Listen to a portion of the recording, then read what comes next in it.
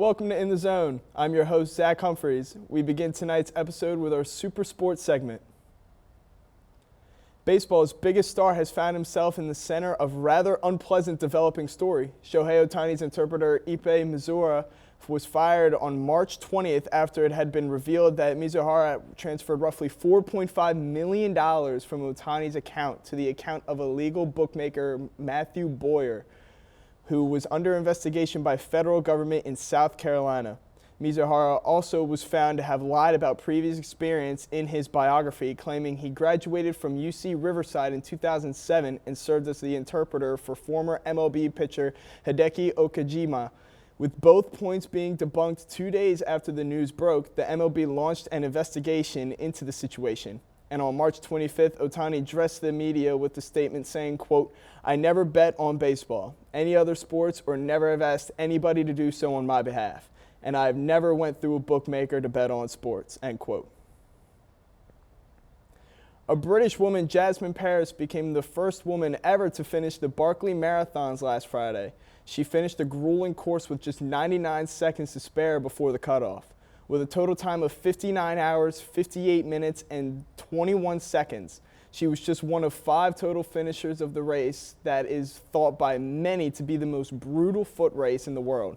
The ultramarathon route consists of 5 loops of 20 miles each through brushy mountains with elevation gain of around 63,000 feet, and athletes run the course over 3 sleepless days and nights, with no finishers between 2017 and 2023 and a 99% drop rate.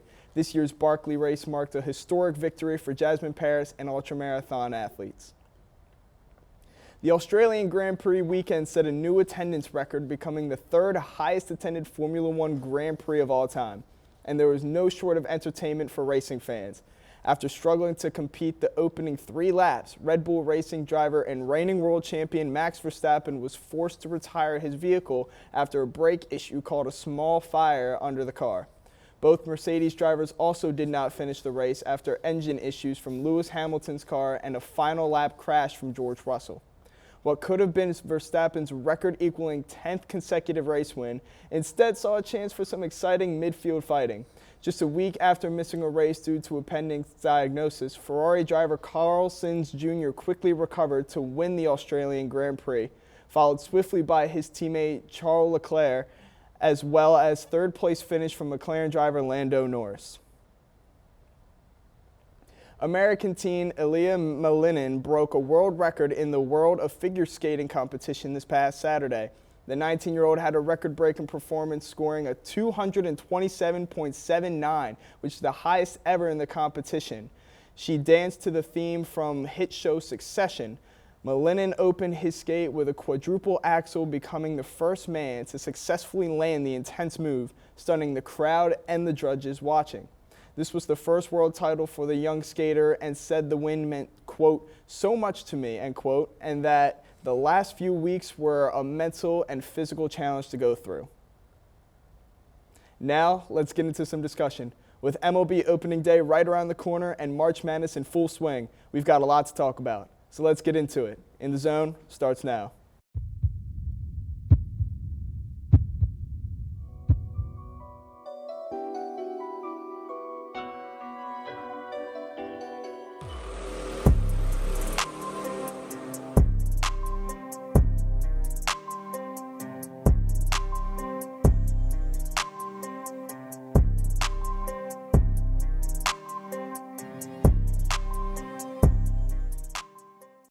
Starting out with the biggest headline of the week, March Madness. And once again, after more than 50 million brackets submitted, there are no more perfect brackets, and we are only 2 rounds in.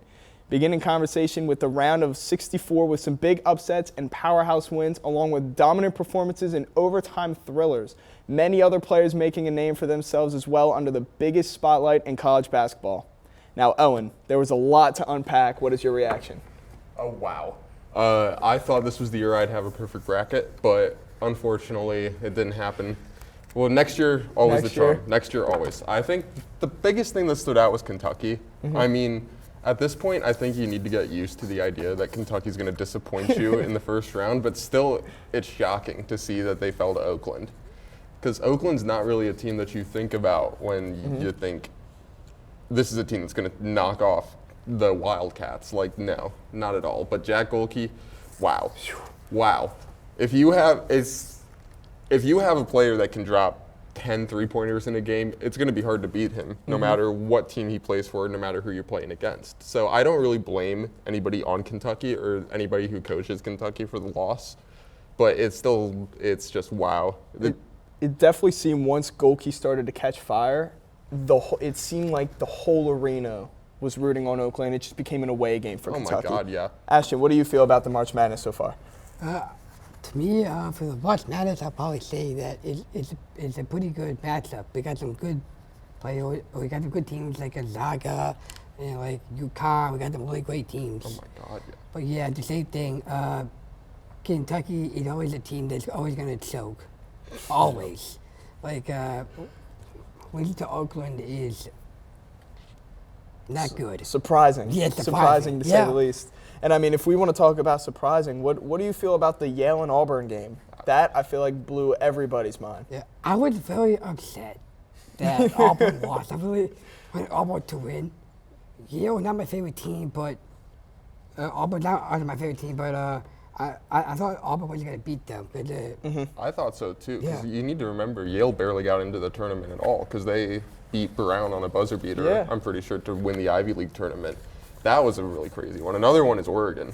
Oregon beating South Carolina. They played really good in that game. See, I kind of thought that Oregon was going to win that game. I had it in my mind that Oregon, they had a good basketball team before, but I thought South Carolina had it because I like South Carolina. I can't even lie. They made it to the Final Four a few years ago. They shocked everyone, but I was rooting for them. Them in Colorado as well, because Colorado That beat Florida. Colorado-Florida game was probably the best in the round. Oh my God, absolutely. It was like no overtime. They both scored 100 points. Like, that's insane. How do you even manage that?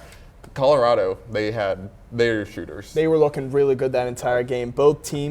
I believe both teams made over 50% of their shots. So Ridiculous. and as if the first round wasn't exciting. We're going to move on to the round of 32, where there were less upsets, but a lot of tightly contested games that came down to the final buzzer.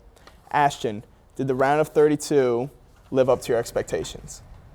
Yo, yeah, it did. Oh, yeah? We got Gonzaga gonna be playing Purdue. That's gonna be, I think, the biggest game of the upset right now. I think that's gonna be the biggest game to me. I feel like. Then we got some other guys on here like NC State. I saw that game. That was incredible. Yep. NC State is on a roll right now. NC State is really good. You did mention Gonzaga and Purdue. Do you think that Purdue's on upset watch? Do you think Gonzaga could possibly win that game? To me, I don't know. I want Gonzaga to win. Okay.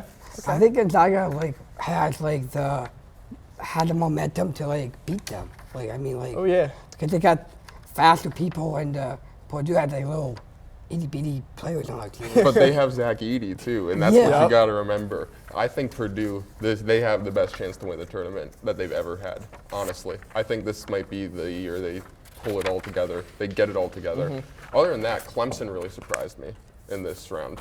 I'm surprised to see. I thought they were going to lose in the first round at New Mexico. I had that in my bracket, but they're in the Sweet 16. They're surprising everybody. I kind of want to see them go to the Final Four because they could be the team that nobody expects to make it that far. They're kind of like... They've got a tough Arizona team coming up. Do you think they stand a chance? I think they do because Arizona, keep in mind, they also have a penchant to disappoint in this tournament. It's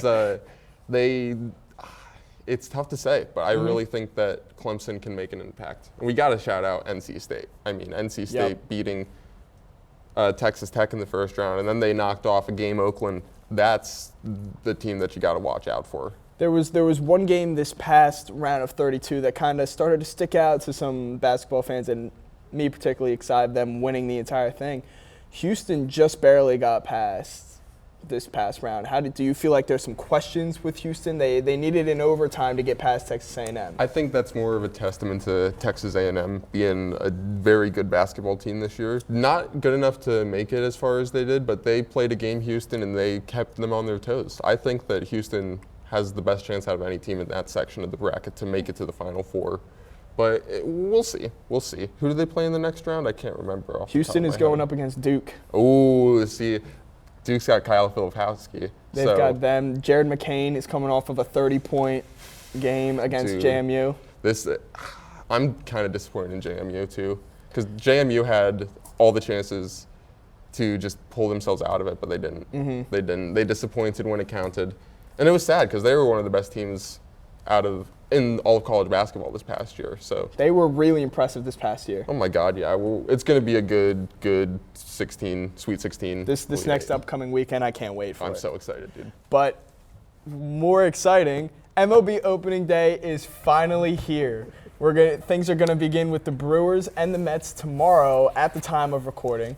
In the American League, teams like the defending world champion Rangers and the up-and-coming Orioles will look to build upon their strong 2023 campaigns, while teams like the Yankees and Mariners are hoping to make up for disappointing seasons that saw them miss the playoffs entirely. There's going to be some interesting competition in the American League. So, Owen, what teams stand out to you in the AL? Well, I got to give a shout out to my Cleveland Guardians to start off. I think they're going to win a pretty weak AL Central. I think they're going to take over.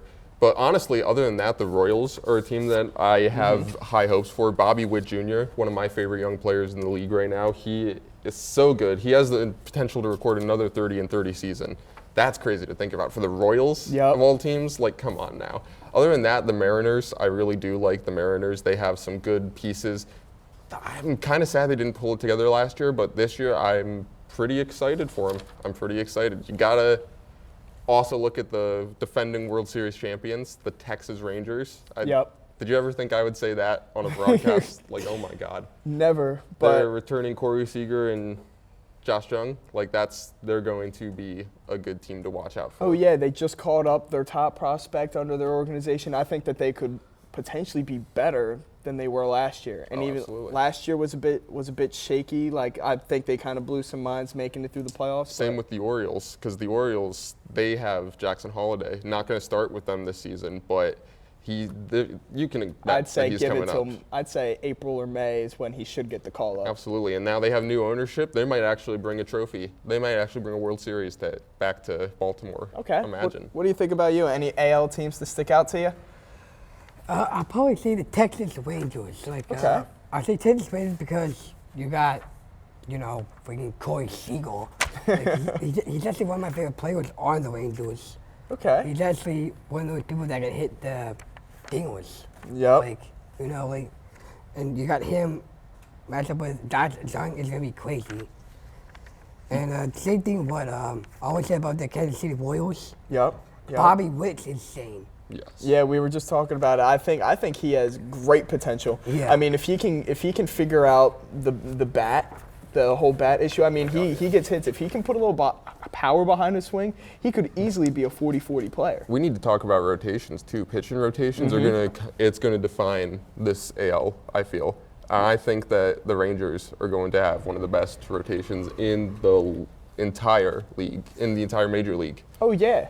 They have DeGrom and Scherzer. They're going to be coming back in the summer, I'm pretty sure. So it's going to be interesting to see. I'm excited. I believe they could easily be the best rotation in the league. And then, like you said, with a bat like Seager, this team could once again be right back in the same spot that they were It might last be year. over before April even starts. Like, now we're talking. I don't want to say anything about that because, of course, the Guardians are going to make them run for their money. But another team in the AL that I would say keep an eye out for, the Twins.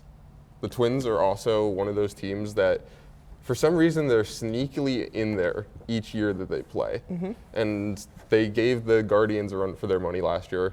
I'm pretty sure they won that division, actually, last year. So it's like... That's fair. Keep an eye Somebody out had for to them. win the AL Central. That's super. Not the White Sox. No, not even close. But with that, we're going to switch to the other side of the MLB, focusing on the National League, along with the powerhouse Dodgers that are certainly going to be a problem for any team to face. And so will the Atlanta Braves, who look to continue their streak of 6 straight division titles. The Phillies will be hungrier than ever trying to shake off the disappointment of their NLCS loss to the Diamondbacks, who themselves are hoping to prove 2023 was no fluke. Other teams like the Cubs, Padres, and Giants could prove to be interesting as well. Ashton, Focusing on the NL, what do we think? Any teams to stick out to you? Philadelphia Phillies, my favorite team. Philadelphia Phillies gonna make it to the World Series again. I think they're gonna make it to the World Series. Yeah. What about the Phillies? We got some new players. We got some Whit Merrifield. We got some young guys on our team. We got some great players. Okay. What do you think about the pitching? You think it's going to be as good as last year? I think so, but I think the whole reason with the pitching is not really good. Like the 7th inning, because they only throw balls and stuff. But I feel like they'd be doing pretty well with the rotations. The question that I have about the Phillies, honestly, is who's going to be leading off for them? Because you got Kyle Schwarber in there, but you just got power hitters on the Phillies, and I feel like whoever they put in there is going to be hitting dingers. Yeah, one of the big things that was worried about him was the fact that Schwarber was leadoff, and normally your leadoffs are supposed to be, they have this stereotype of, it's got to be a guy who gets on base, a guy who gets hits. He was batting sub 200 last year. You think that'll be an issue if he continues to lead off? I mean, the thing about leadoff hitting, you do have to get the hits at the first point. But how many times was he up to play? How many times did he get walked? How many times did he get hit by a pitch? There's things that you got to look at too. The most important thing is getting on base as the leadoff man. And if he can do that better than anybody else, then I don't care if he's hitting 150 or 350, If he can draw the walks, go for it. It's a good point. Any other teams to stick out to you? The Brewers. Honestly, when it comes to National League, I like the Brewers a lot. They have Rhys Hoskins now, and that's going to be good to watch. I'm so excited to see that. Oh yeah, throw him in a lineup with Yelich. I think they have a great shot. And Contreras and Adams, that's going to be some must-watch baseball in the NL Central there. Other than that, the Diamondbacks, I really want to see if they can pull it back together again this year, because they made it to the World Series last year. They had a great season. Nobody expected that. Did you expect that? Not at all, because they have such a young team. Exactly. To the point where you never knew what you were going to get. And I mean, I could compare them to the Orioles in a sense, except it was the opposite. The regular season, the Orioles dominated. Once they got to the playoffs, it's the experience that got to them. Once they face some, obviously more experienced teams. But man, the Diamondbacks pulled it together. I want to see how Corbin Carroll does again this season, because he is, I think, going to be one of those players in 10 years. You say he's going to be in the Hall of Fame.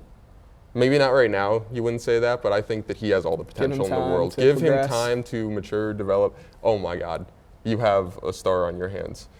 Other than that, I want to give a shout out to the Cardinals, the St. Louis Cardinals, because they are going to be a team I think surprises a lot of people this year. I do like the Pirates too, but I think in the NL Central it's going to be between the Brewers and the Cardinals. And the Cardinals. Yeah. I like that. It's going to be interesting to see.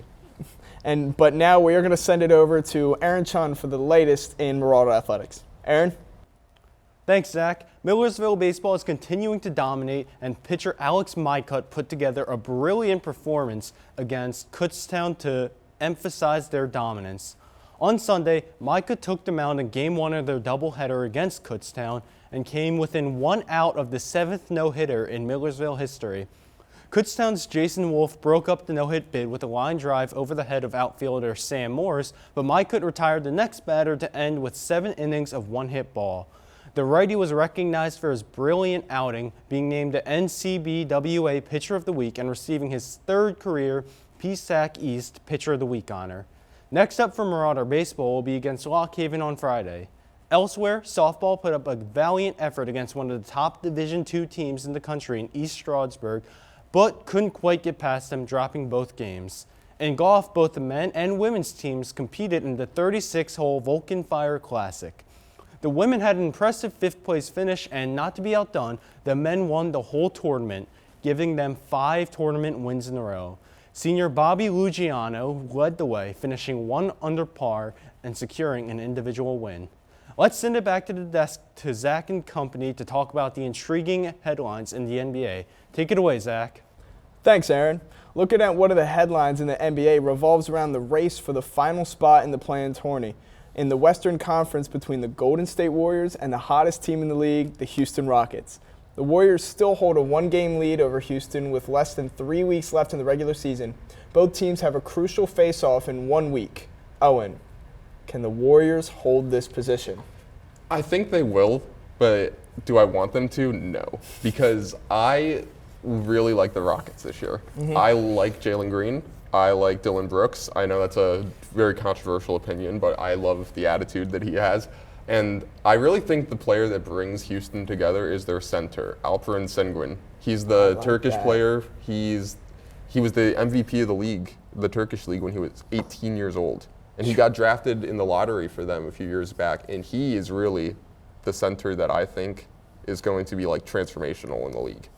I think that if he can come back healthy, because he just had a pretty bad injury a few weeks ago, he is going to lift them over the Warriors in that position. Because I think the way it stands right now is Houston they're tied with them right now, but the Warriors have the tiebreaker.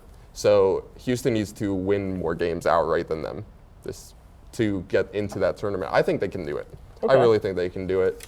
But will they? I don't know, because Steph Curry, you always have to look out for Curry, and I really think that Warriors team is one that always plays tough. They always play with grit, and that's what you like to see in a playoff team. Can the Rockets overcome that throughout the year? I don't know, but we'll see. What do you think, Ashton? Rockets or the Warriors? I'm going to highly disagree with the Rockets. I'm going to say Golden State Warriors. Okay. I think Golden State Warriors have the best chance because they got Corey, they got Chris Paul, they got they got the most scoring players on their team. I think they're going to be and you got the wet brothers. You got Corey and Klay Thompson shooting the threes. You got Green coming back. Obviously, not because of his attitude, but the way he plays. But I think they're going to be really good. But I know with the Rockets, they're more talented than them. I feel like. There's a lot more young talent, I feel, Yeah, on yeah. the Rockets. You got Jalen Green, you know, is dominating. He has this year. turned it I up love this Jalen past Green. month. Yeah, he's doing really good. They got the Turkish Sky doing really well. You got the other guys out there all looking pretty well. I But I guess they Golden State. really think that it's going to be a race to the finish, but it's going to be neck and neck up until the final week, and it's going to be good. I'm so excited for playoff basketball, dude. Oh It's gonna yeah, be so I'm fun. looking forward to the playoffs, and then also just as a reminder, the Rockets do end up going up against Golden State April 4th. So in about a week they're going to basically face off and break that half game. Anything can happen, and it's going to be the last month of basketball is going to be one to remember, I feel. I'll tell you what, I'll be tuning in the entire time. Now, taking a look at the loaded Western Conference, the play-in specifically, with the higher end of the matchups being the 7th seed Sacramento Kings versus the 8th seed Phoenix Suns.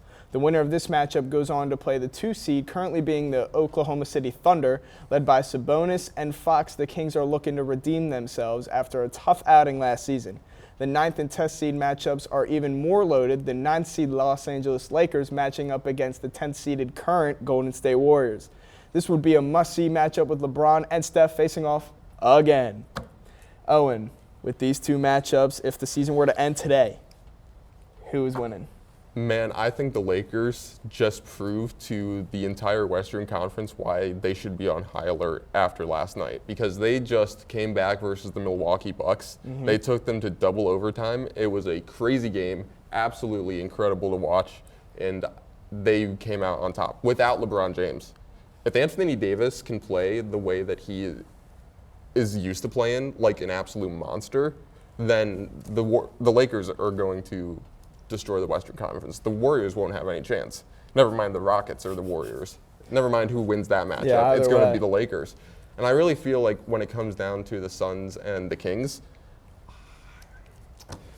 see, I want to say the Suns. But I think that Sabonis and Fox, if they are shooting at the right clip, if they're playing at the right pace, they're unstoppable. And I think that Phoenix, for as much talent as they have on that team, they haven't really been playing as well as they're supposed to. They're supposed to be like a 2, 3, 4 seed, not this low in the standings. Come on, 8 seed? No, I can't take them seriously like that.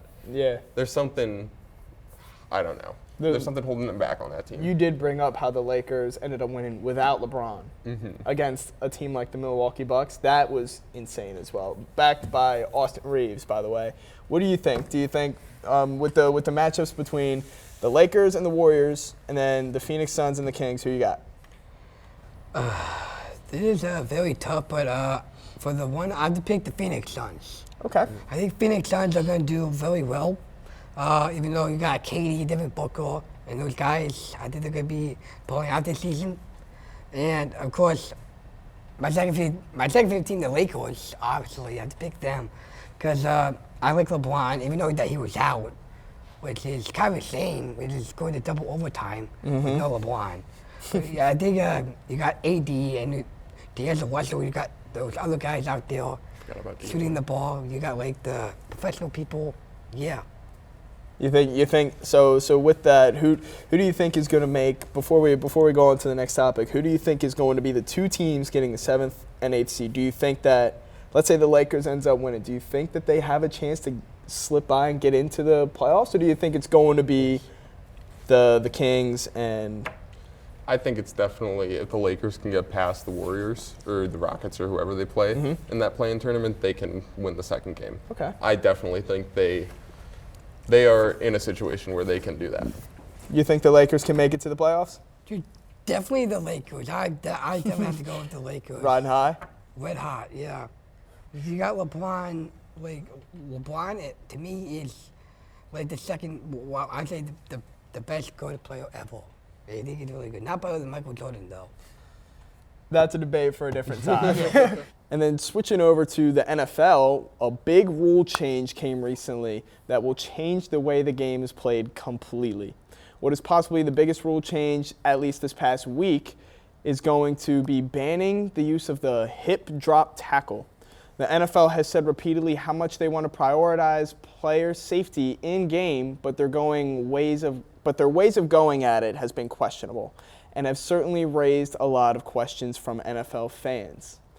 Owen, what are your thoughts? I get the reason that they're banning it.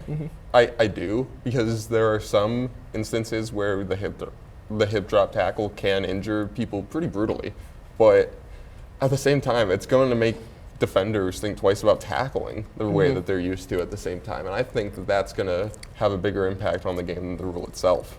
Because if players aren't certain on how to tackle, if players are worried about tackling, they're going to tackle wrong at the same time. And they're going to just, I just feel like it's so obsolete and such a rare injury to happen. Even though when it does happen, it's pretty bad. I really don't get it. Because I think that it's going to lead to players not tackling as well as they used to, you know?